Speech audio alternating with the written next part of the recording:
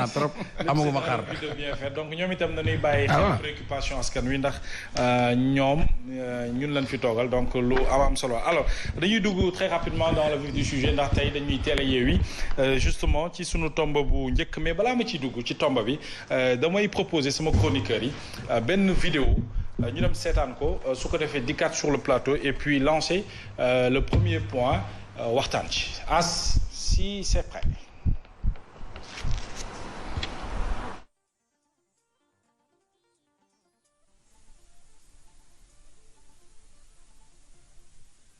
jërëjëf si question bi mais discours président Macky Sall pour le 25 juin bii di ñëw wala bis yi ñëw warul nekk discours budul discours boo xam ne day libérer Sénégalais yi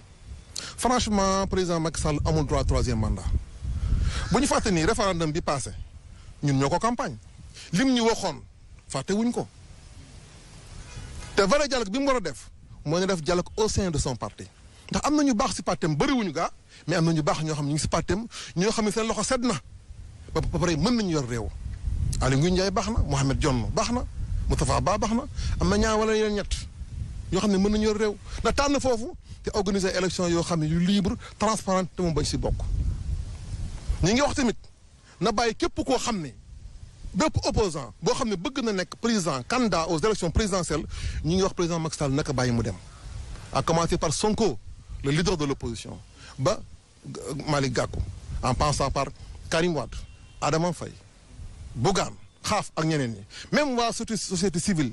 Birahim Seck Fatou Sow Sarr ku bëgg dem président Macky Sall daf ko war a bàyyi mu nekk candidat ñu ngi ñaan tamit di wax ni bépp kilifa diine boo xam ne nam na jàppale président Macky Sall si troisième mandat bi ñu ngi koy wax ni que vraiment nar na bëtt l'islam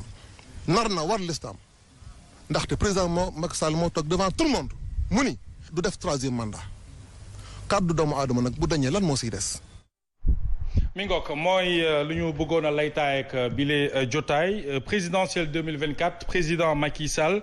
mi déclaré sa candidature à Paris au niveau de la France Adama Faye son beau-frère le premier à se démarquer de cette décision grâce à notre travail nous allons nous maintenir au pouvoir dira le président Macky Sall di ay kaddu yi nga xam ne Sénégalais yëpp jote nañu ci alors une première lecture Abdoulaye Mbow. waaw si déclaration président Macky Sall depuis Paris. Je pense que li mu wax war nañu mën a jàpp ni leer na war nañu mën a jàpp ni c'est une déclaration de candidature mais je dis encore une fois le président Macky Sall il est toujours dans la nuance véritablement c'est le champion de la nuance parce que en termes de communication su ne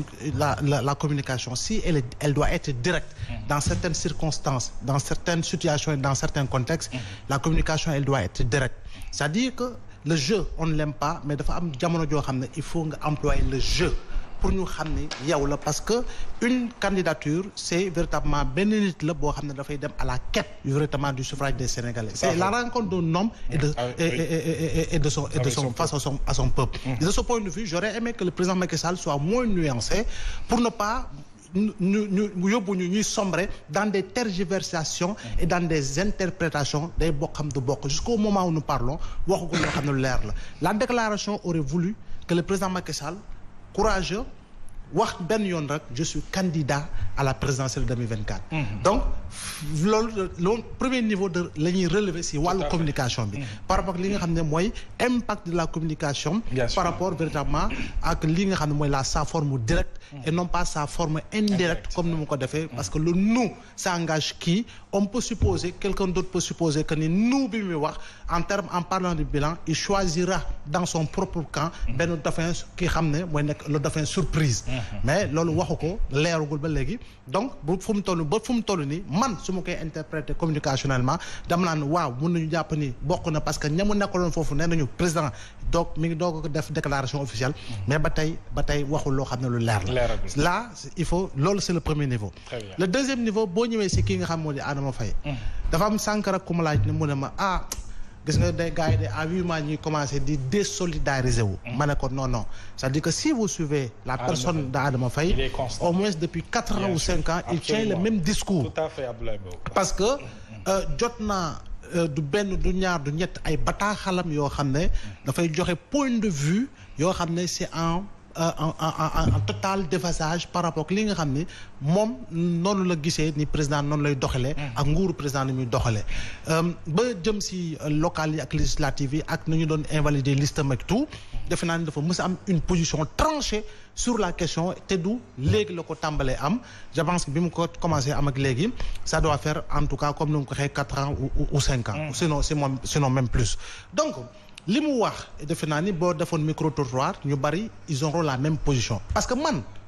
à ma qualité d'observateur et à ma qualité de citoyen man mosuma wax ni président du bokk mosuma wax ni président mënta bokk président moo ma xamal ni moom mënul bokk effectivement est-ce que comprendre nga fi voilà man mosuma am sañ-sañ ne président doo bokk musuma am sañ-sañ ne président mënta bokk mais président moo ma jàngal li tax moom warta mënta bokk parce que moom moo ñu ko wax ba pare wax ñu cheminement bi nu mu demee donc de ce point de vue là dañuy jàpp ni rek par rapport à la morale de l'histoire par rapport à la morale de l'histoire comme nam ko waxee woon en 2011 2012 si candidature président Abdoulaye Wade te foofu sax il faut ñu relever un amalgame l'amalgame c'est que interprétation pour interprétation dafay wuute parce que souvent dañu la naan attention président Abdoulaye Wade déposé woon na candidature conseil constitutionnel moo ko validé. mais différence bi xam nga moo di lan en 2000 le président Abdoulaye Wade avait été élu sous le régime de la constitution de 1963. en 2001 ñu dem ci référendum. référendum boobu ne constitution 63 bi signé nañu acte de moram dañ koy suul bokkatul kenn dootu ko xalaat dootu ko wax bokkatul. constitution 2001 bi ñëw ci constitution 2001 bi. président Macky Sall moo ñu jàngal ni limitation des mandats déjà c'était déjà acté dans la constitution de 2001. Tout à fait. donc référendum bi xam nga lan la ci yokk. lu bees en 2016 mooy la clause d'éternité. clause d'éternité boobu nga xam ni après mënatuñ ko changer mënatuñ ko soppi loolu lañ ci yokk li nga xam ne ñëw na lu bees te loi bi boo koy xool moom nu mu ko interpréter. ba bind ko ci livre am ne ci livre am ni moom. ba bu faluwaatee. mënta faluwaat moo ko bind ci livre am le Sénégal au cœur. moo ko bind le 31 décembre 2018. biñ ko interpellé au palais suite à sa déclaration à la nation moom moo ne su ma Sénégalais yi joxaatee seen confiance en 2019 mënatuma fexe ba bokk ci élection 2024 lay pare. bi muy recevoir Roch Marc Kaboré président du Burkina Faso ca la doon wax buy taw ngay fobeere julli it juróom-ñaar ràq la juróom-benn ràq la bu ràq bu njëkk ñaareelu ràq bi juróomi ràq la donc wax na ko ba nga xam ne man après dama ci amoon loo xam ne lu ma leer la parce que en réalité amu woon ma xaama boobu pour mën a qualifier ni day bokkal lu bokk waaye moom moo ma jàngal lu tax moom mënta bokk te tamit loi bi pour dire parce que dañ la naan non conseil constitutionnel moom moo war a valider waaw conseil constitutionnel moo war a valider damay dégg ñu koy wax effectivement conseil constitutionnel moo war a valider mais xam nga le problème mooy bu dee da nga respecté constitution bi. waroo sax déposer ba conseil constitutionnel da nga valider na wala valider parce que la ci am solo mooy nga bañ a déposer parce que constitution bi moo la tënk. la loi dafa ne nul ne peut exercer plus de 2 mandats consécutifs. xam nga la forme négation bu ñu utiliser.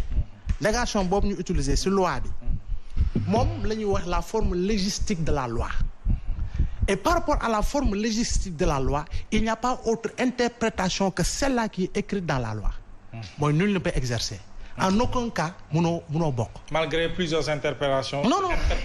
oui, c'est cela la forme légistique. C'est cela la forme légistique de la loi. Donc de ce point de vue-là, man encore une fois dama koy wax ni kii comme ni ko ànda ma fay waxee, j'ai toujours dit qu'au sein de l'APR, qu'au sein de Benno, il y a des hommes, des jeunes, des femmes de valeur. Tout à fait. yoo xam ne dañu bëgg seen réew. tout le temps je le dis tout le temps dañu bëgg seen réew te lañ leen dénk ñu ci bari ñu ngi koy liggéey ba mu mat sëkk nag. xëy na dañu gëstuwul pour xool résultat yu ñu def mais man je connais en tout cas des personnalités dans ce pays là. yoo xam ne amaana seen bureau ñoo fay njëkk. amaana seen bureau ñoo fay mujj. Très bien. Donc ceux-là. Ils ont le profil Mohamed de véritable présidentiable. Donc imagine-toi ñu toll ci benn niveau démocratie boo xam ne 2024 dañuy gis ni président tànn na nit ànd ak cette partie mu coalition bi ñu mu war a àndal mu battre ak moom campagne ce serait la plus belle image du Sénégal. Et de ce point de vue je termine par un propos très simple. Par rapport à tout ce qu'il se passe au Sénégal et par rapport à la 3e candidature, le président Macky Sall doit étonner les Sénégalais et surprendre le monde. Et pour étonner les Sénégalais, surprendre le monde mooy mu toog ne du ma bokk justement et que